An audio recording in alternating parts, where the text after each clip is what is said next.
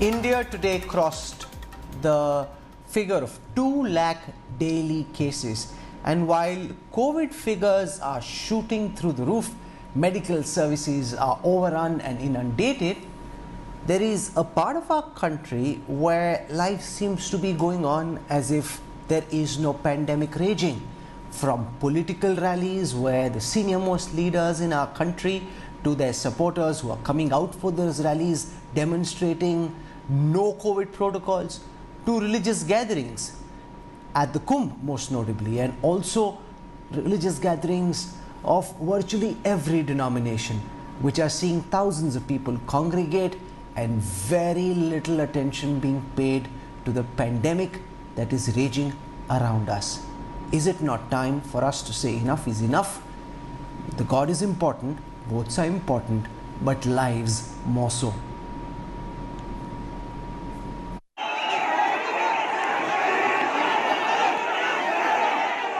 Images enough to induce a panic attack these days, triggering serious anxiety. Just look at this image going viral today of two huge crowds of devotees flinging cow dung at each other amidst a procession for Lord Veerabhadra Swami. A ritual from the Telugu New Year celebrations in Andhra Pradesh's Kurnool district. This from a state that posted more than 4,000 COVID cases on Wednesday with 18 deaths. The image is the latest in a non-stop stream of religious events where India's monster COVID surge is being totally ignored. But in this huge country of ours, where faith is unstoppable even in a pandemic, the instances are pouring in.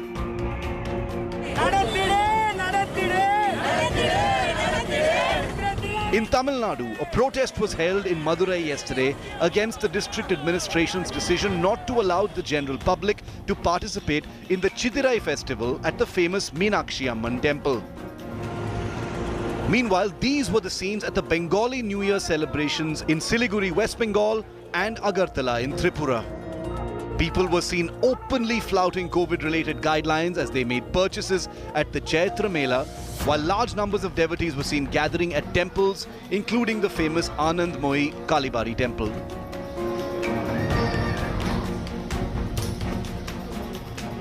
And of course, from the site of India's biggest religious congregation today, the disturbing imagery continues to stream in. The Kumbh Mela in Haridwar. Even as the Uttarakhand government announces that there's no proposal to shorten the Kumbh schedule, even with the expanding number of COVID cases on site. The faith versus COVID war is turning out to be a defining feature of India's war against the most ferocious corona surge. Citizens nationwide are viewing these images with anxiety and tension and wondering, have we completely lost all sense of priority, measure and basic common sense? Or does faith truly trump everything else? Bureau Report, India Today. You know, when the Tablighi Jamaat explosion happened right at the start of the pandemic, there was outrage, there was concern, and there was demand that religious gatherings be put an end to, and there were serious clampdown measures announced against the Tablighi Jamaat. Now we're seeing huge congregations of all denominations across the country taking place, and there is pressure from people to allow those gatherings to go on, and our politicians and our administrators seem to be caving into that pressure. Now remember, there hasn't been a major outbreak at this moment, which is true, but we know how the virus spreads. We know enough about this pandemic to know that a mass religious gathering or a mass gathering of any kind, even if it's a political gathering, is a hotbed for a corona super spreader event. Therefore, is there need for an immediate clampdown on such gatherings? The Kumbh goes on till the end of the month. Just today, the Uttarakhand administration said they had no intention of clamping down and they wanted the Kumbh to proceed in the manner that had been planned. Is that a big folly? Joining me on this broadcast, I want to welcome first, representing the ruling Bharatiya Janata Party, its Member of Parliament, Aparajita Sarangi. Squaring off against her, we have Dr. Ajay Kumar from the Congress Party, and we have Saira Shah Halim. I want to go across first to Aparajita Sarangi.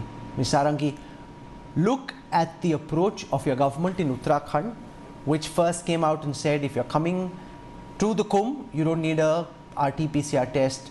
You can just come in. Later, under pressure, they withdrew that, asked devotees to come with RT-PCR test. Even then, no COVID protocols are being followed. Lakhs of people are congregating in close proximity, and rather than being alarmed and trying to ensure that crowds are as far away from each other as possible, members of your party in Uttarakhand have said, if you come here, take a holy dip, the Gangaji will take care of you. Now this seems to be a deeply problematic attitude to have in the middle of a raging pandemic, is it not? A very good evening. Rahul, the situation is frightening and the situation is worsening with every passing day. We are all aware of the figures, 1,038 deaths in the last 24 hours and 2,739,000 active cases in the last 24 hours. Cumulatively, as we know, it's 1,40,74,564 cases. I know the situation is alarming, and as far as the government is concerned, as far as the Bharatiya Janata Party is concerned, all of us are conversant with the alarming situation on the ground. Having said that, let me tell you that the sites that the TV channel, your TV channel is showing are frightening, are disturbing, I would say. And I think let us not for a moment take it as an issue on which the political parties kind of fight with one another. There are certain things which cannot be taken up as a political issue. This is one. All of us need to join hands, the central government, the state governments, the Janata, everybody, each one of us need to actually understand the alarm bell that is ringing all over, and I think we all should actually tame ourselves. The reason behind this is, no, the reason behind this is... I don't understand what you're saying. I don't understand what you're saying, ma'am.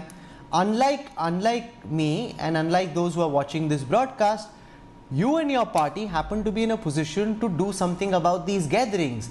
We are outraged, we are alarmed. You ought to be acting.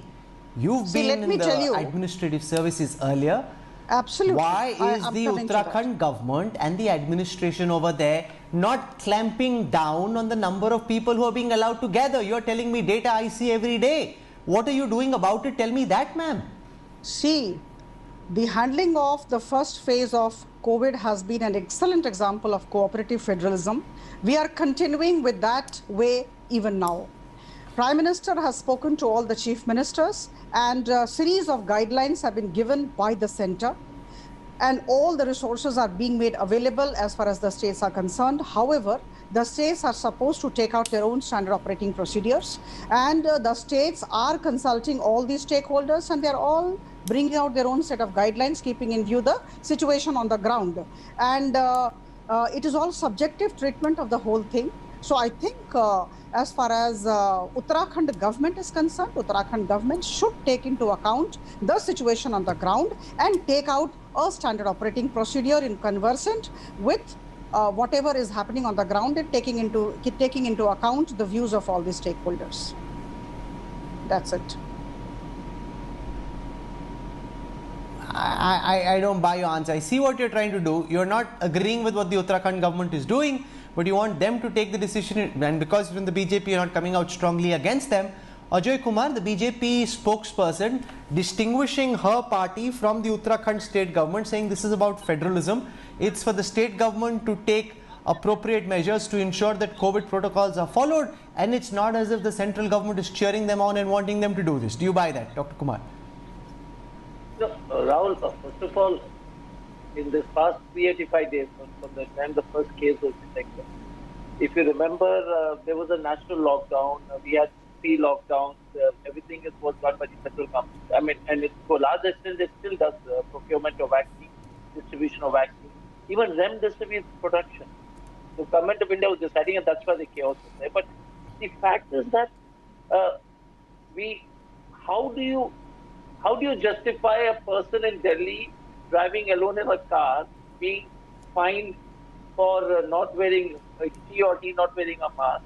And what's happening, whether it's at Kumbh, whether it's at Andhra, whether it's at even giving permission to other religions, that And I have said it repeatedly in different channels that if it was any other religion, it was doing a collection of over 30 lakh people on a single day. And it's not whether it's a Hindu or Muslim issue. The data are scary. Mumbai took a week to get 17 lakh people vaccinated. We had 31 lakh people taking a dip. Now to say that there is no cases reported because we just don't do the testing and then these people will go across India. And the biggest danger now with all these large gatherings is going to spread to the interiors because obviously these large gatherings have people coming from every part of India. They are not only urban centers where there is some amount of facility. So the government and who sets the direction? Whether it was during independence, whether it was Prime Minister Nehru, whether it was Indira Gandhi, or whether it was Narasimha Rao, whether it was Manmohan Singh or Atal Bihari Vajpayee, we would expect a Prime Minister to set the direction because that's how it works. So leadership is when if the Prime Minister said, and we did it earlier, we had the other religious celebrations across this for the past 1 year, which was all put on hold. So why? Because we thought it had gone. And we didn't, and since it went and it was politically a smart thing to do, we continued with it. Even with Bengal election, and I was in a previous debate, even with the really dismaying performance of the election commission in terms of it. And why I say that dismaying is because Rahul as a previous civil servant and then as a politician also. So hold that thought. I want to come to the elections in just a moment. And I want to show viewers this report of how politicians of all hues, cutting across political lines, are violating COVID protocols in their rallies.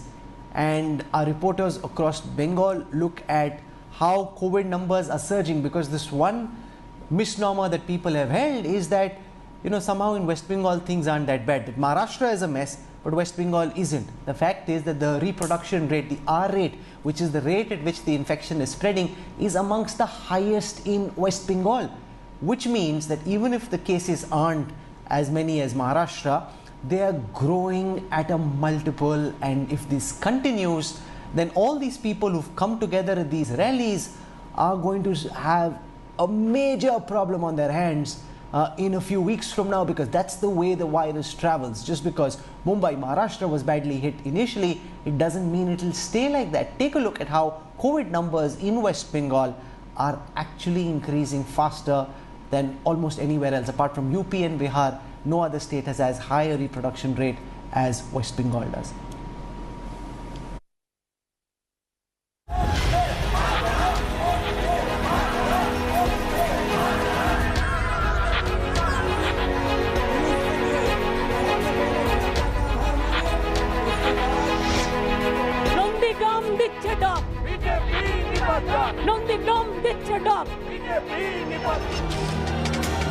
Polls, politics and pandemic.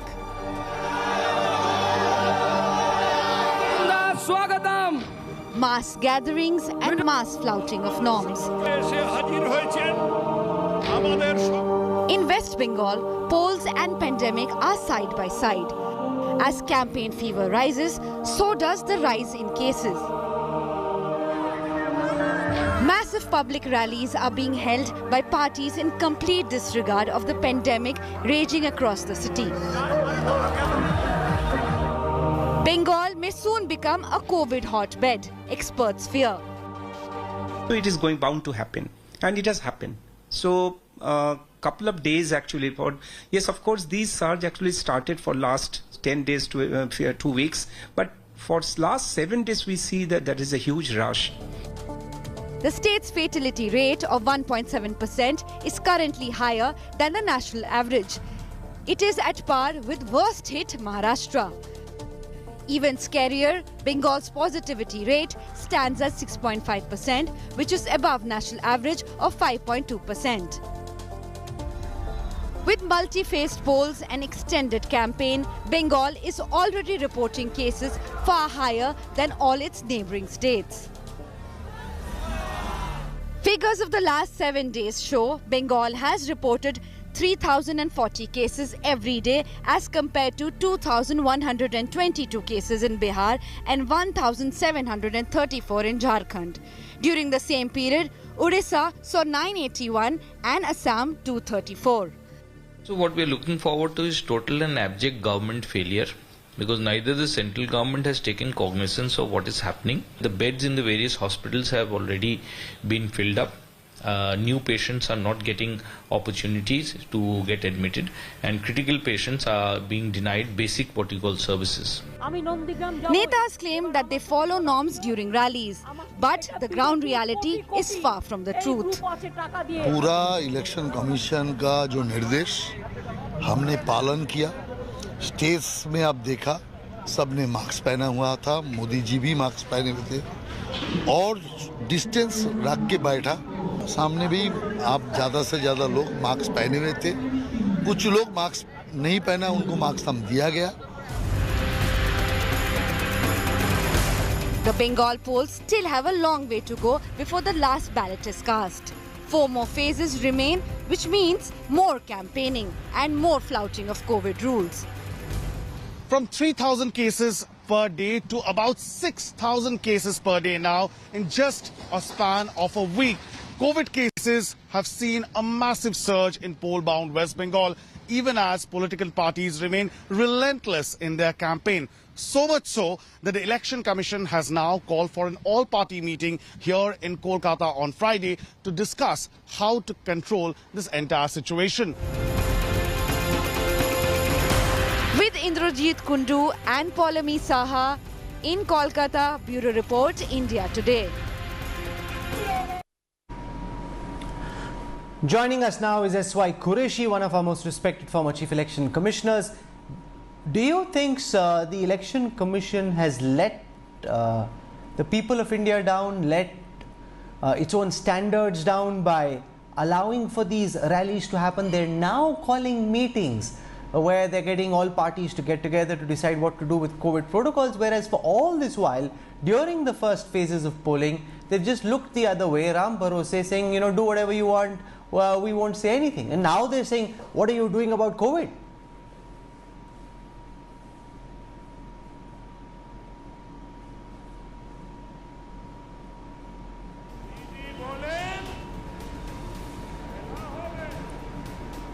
You've muted yourself. If you just unmute yourself, I'll be able to hear you.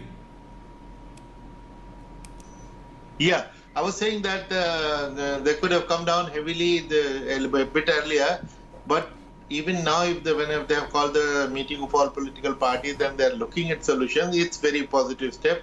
I welcome it. And you know, the very purpose of a multi-phase election was no other reason except to save lives. In fact, I remember in 2007, President APJ Abdul Kalam asked me, well, why is it that we cannot do elections in one phase? I told him that, sir, we can do it in one phase and we'll be happy to do that. The only reason we don't is loss of lives, because of which we need Central Armed Police Force, which is limited, and then recycle it, we send from phase to phase. That is the only reason for phases, to save lives. Now, if extended election is leading to loss of lives, we need to sit back, sit up and reconsider the whole thing.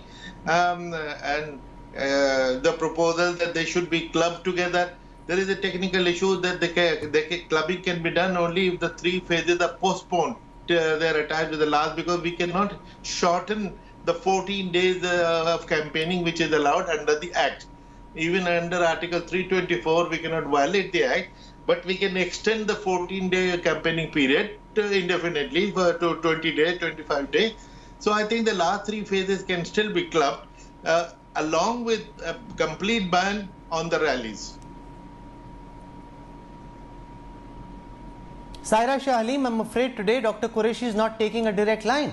He's being very ambiguous and ambivalent in his response to the failures of the Election Commission. Do you think the Election Commission should have pulled up political parties much earlier and laid down the red line, rather than waking up in the middle of the court and realizing that there is a pandemic on and not saying anything for all these weeks? No, you're right, absolutely, Rahul. See, the thing is, it's the responsibility of the central government as well as the state governments and the Election Commission of India to lay down guidelines. Like last, if you remember, the clauses 9 and 10 of the guidelines of COVID-19, they were very clear that there will be no religious, social, cultural, political gathering without any exceptions. So what is the rule this year? I mean, have they made an exception? Has COVID cases, have they started declining? Because if you look at these 2 lakh cases, in the last 24 hours, this is absolutely unprecedented.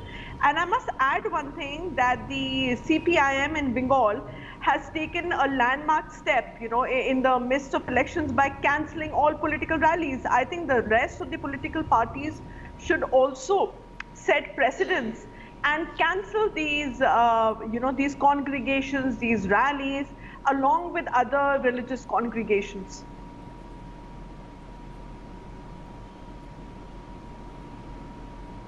Parajata Sarangi, do you have something to say on this? Because, from top to down, every single political leader is guilty of not following all protocols himself.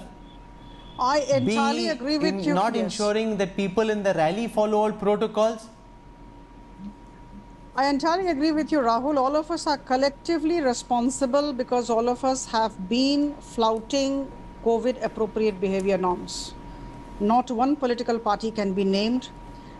Each one of us is to be blamed. Now, at this juncture, let me tell you, there are 15 days left. 27th of April, the campaigning comes to an end. 29th is the last date of poll in West Bengal. Now here there are 15 days left.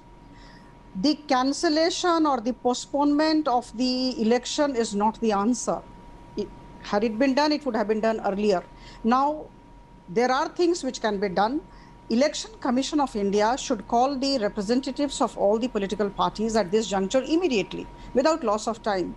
And they can always suggest digital rallies henceforward, right from tomorrow, number one. Number two, they can always club. I think today the TMC chief, Mamata Banerjee ji, has also spoken in favor of that. There is absolutely cutting across party lines. Let me tell you honestly, this is a national emergency and all of us need to work together and think together. But then, yes, the ECI has to take the lead. And as far as the Bharatiya Janata Party is concerned, whatever the directive of ECI, we would be bound by that and we would be following that.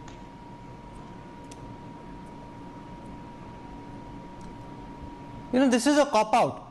It's a cop-out because when you could have set the agenda, when you could have shown the way, when you could have told people that this is the right thing to do and I will not do the wrong thing. At that point in time, Ajay Kumar, no political party took the right stance. Now when COVID numbers are shooting through the roof and you know that there is no option, that people are getting angry because they are the ones who are dying, they are the ones who are being impacted. The Netas managed to find hospital beds for themselves. It's the Aam Aadmi who has to suffer.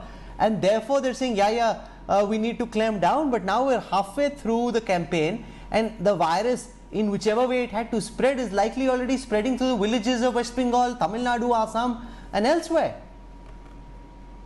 So, Rahul, the first question is whether we are all responsible for flouting the rules. Yes. But for the important part is, and I thought, and I have a lot of regards for Qureshi Saab. So the fact is that, look, the various institutions set the guidelines, right? The Election Commission, and whenever the Election Commission has set the guidelines, and that's why they're supposed to be independent, they are a constitutional authority. We will, there's a debate whether how independent they are of late is for another day. But right now, whenever they have set the guidelines and drawn red lines, every political party, irrespective of their discomfort, has followed it. But if you see the abysmal, steps taken by the, and I'm not saying that, look, political parties will always try to, and as a politician myself, will always try to push the envelope. And that is why it's like saying whether the, whether the police sets the rules, whether the court sets the ways of rules of engagement of normal citizens. So as politicians, you give us more leverage, we will continue to expand that envelope. So whether Election Commission should have made it much more difficult for us to do it is important. And if you are expecting us to be, and I would say like the government from the Prime Minister's perspective, look, we are not in the government, but whether it's the Prime Minister or the Home Minister, I think if they have set the agenda in terms of, because that's what leadership is about. That's rising of a political but party. Everybody sets the agenda. Yes, certainly the Prime Minister sets the agenda. The Home Minister does. As do Congress leaders when they are campaigning in Kerala, Assam and elsewhere. Everyone is equally responsible and no one can claim the higher ground. In the midst of all of this, the West Bengal Chief Minister Mamata Banerjee has tweeted to say, now in view of the huge surge in COVID-19 cases, I urge the Election Commission of India to consider holding the remaining phases in one go. This will protect the people from further exposure to COVID-19. Derek O'Brien joins us, Chief National Spokesperson for the Trinamool Congress.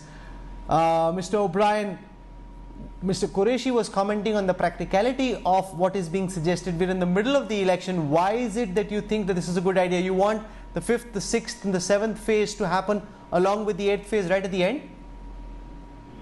Yeah, Mr. Kanwal, good evening. You did read the second half of the tweet of Ms. Mamata Banerjee, the Chief Minister. I will seek your indulgence and allow me to read the first half of that tweet. She says, amid an ongoing pandemic, we firmly opposed the EC's decision to conduct the West Bengal polls in 8 phases. That's an important opening part of the tweet. Second part you read. Yes, we had to take a call.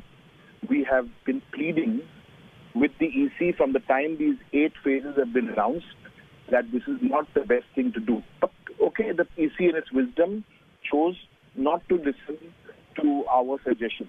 Now that we have this, where the numbers have gone so crazy high, we have made our stance clear, and we would also like the BJP to come clear on this. Do they want more deaths in the next 4 phases? For example, let me tell you, tomorrow we've had to close our party office down here because 2 journalists, and I don't want to mention their names because it's a matter of privacy, 2 journalists have tested positive. We'll be sanitizing our Trinamool Bhavan tomorrow. So the BJP have to make their stance very clear. I don't know about the logistics. That's for the Election Commissioner to decide. But Trinamool Congress have had a consistent stance. 8 phases is a bad idea. Now please combine the phases and finish it off in one day. Politics and campaigning can wait. Health has to come first. We said this on the floor of Parliament in March 2020, and we were asked to leave Parliament because we were wearing masks.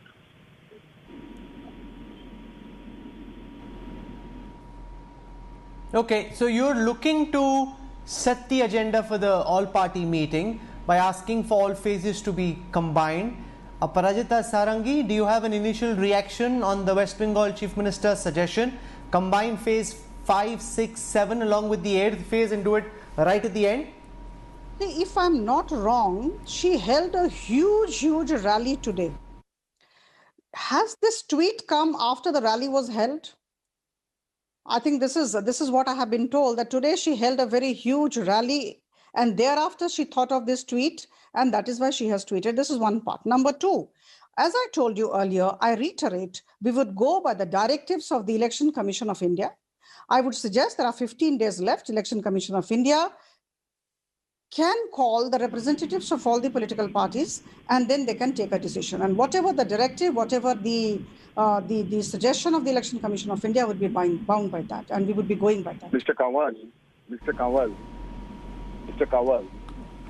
may I? Yes, Mr. O'Brien. Mr. Kanwal, go on. Please understand. Amid an ongoing pandemic, we firmly oppose the Election Commission's decision to conduct polls in 8 phases. This is not about a rally today, for heaven's sake. We are talking about this for the last 3 months. Please run the footage of Amit Shah running around throwing petals from trucks in Bengal. We've been opposing this. You want us to sit tight. You have been irresponsible. Now you're saying let the Election Commission, let BJP spokesperson clear his stance here on your channel, or the MP, whoever the MP, I can't see from here because I'm on the phone. Let the BJP spokesperson say, let the election commission do their job. That they will do. Trinamool's chances be 1 in 1 poll. Let the BJP spokesperson tell you, Mr. Kanwal, that they want 4 phases or 1. What's the party stand? Then the election commission can take their own stand. What's the party stand? 1 phase or 4 phases? No. But the fact is, she needs to go back to the party. Your party has already spoken, so you know what the party stand is. You're looking to put her in a spot, but do you have a position just now, Ms. Sarangi? I'm just saying, I will reiterate. In fact, this is the 3rd time I'm saying, whatever the election commission says, we will do. That's it. Because the election commission, now see, I don't want to get into a debate with the spokesperson, Mr. Kanwal. I've come here to share this with you. And you know what the position of the Trinamool Congress was. I appreciate, Mr. Kanwal, at short notice, you got me on this call.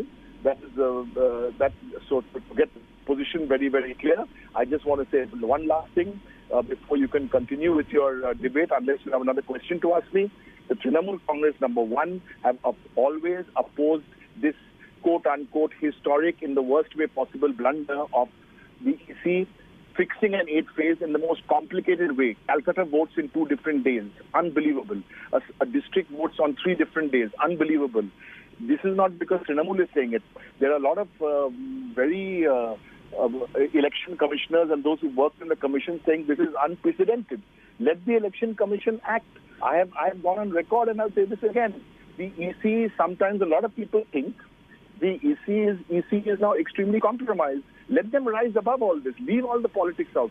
I appeal to the EC. Rise above the politics.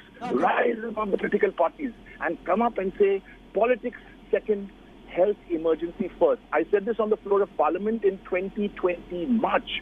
Madhya Pradesh government was a priority for BJP. Trump's visit was a priority for BJP. Now more Bengali deaths, lives of Indian citizens are in Bengal. That is not a priority. Chalo, election jeetna hai. This is our blind ambition to win Bengal. We must win it at all costs. As if it is not yours, Mr. Brian. As if it is not yours.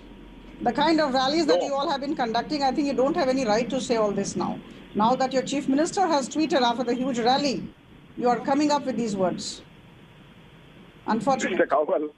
Mr. Kanwal, I've debated this on the floor of Parliament. Please run the footage which I've debated on the floor of Parliament, not on prime time on a Thursday evening. This has all been said. I've said this on the floor of Parliament. Number one, I said this on the floor of Parliament. We were doing Ab Ki Baar Trump Sarkar when for Trump visit. I said this on the floor of Parliament that the Madhya Pradesh government, I got thrown out of Parliament along with 6 of my colleagues.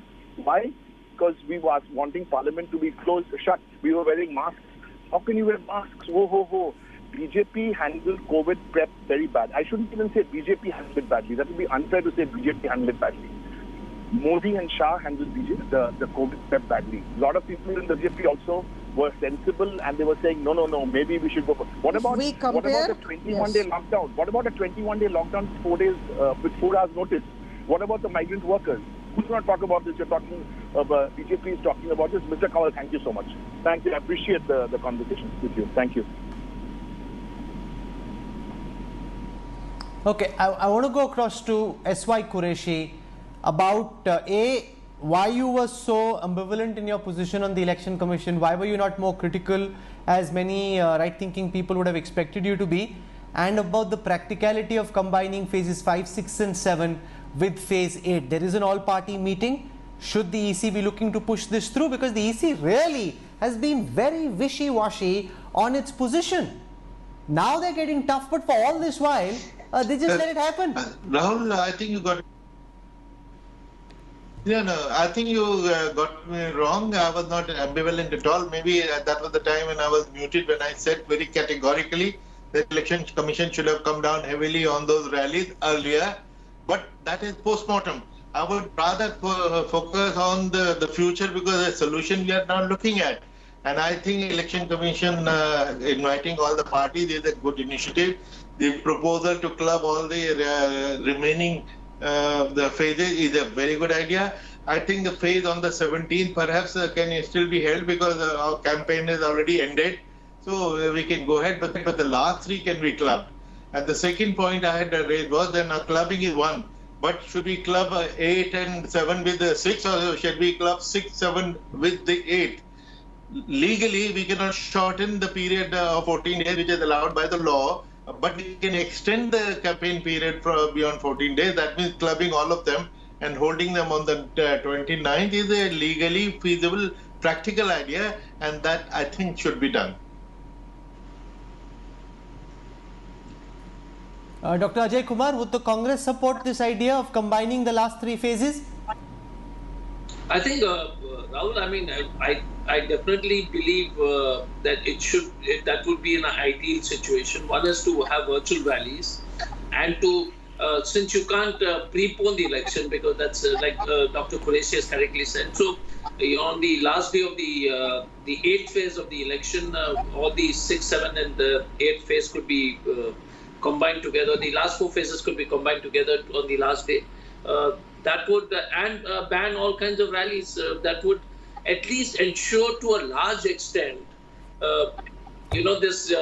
this train wreck not going further and making it more damaging. So I definitely believe that what's in the Congress will support always what's in the interest of the people of Bengal, and it's not what election. And I definitely believe that the Election Commission should look at this proposal very seriously. Okay, this has been a big cop-out by the Election Commission and by our political parties who are very quick to lecture citizens who are driving alone in air-conditioned cars, if that be the case, where they want them to have the mask on, but they're totally okay being on the stage, being in the middle of a rally, in the middle of a roadshow with lots of people following no protocols. This is not the right signaling from our political leadership. And frankly, if we introspect, each one of us have been guilty at some time or the other of letting our guards down. But when we can see what we see right now, if we can't go to 5th gear when it comes to COVID protocols and precaution, then that is just harakiri, and no God will ever forgive this sin. We're slipping into a break. I'll have more for you when we come back. Politics rages over a video of the Cooch Behar firing. More details on the other side. Stay with us. Hello everyone, this is Rahul Kamal here. Hope you enjoyed this video. For the latest news and analysis, like and subscribe the India Today YouTube channel, and don't forget to press the bell icon to stay updated.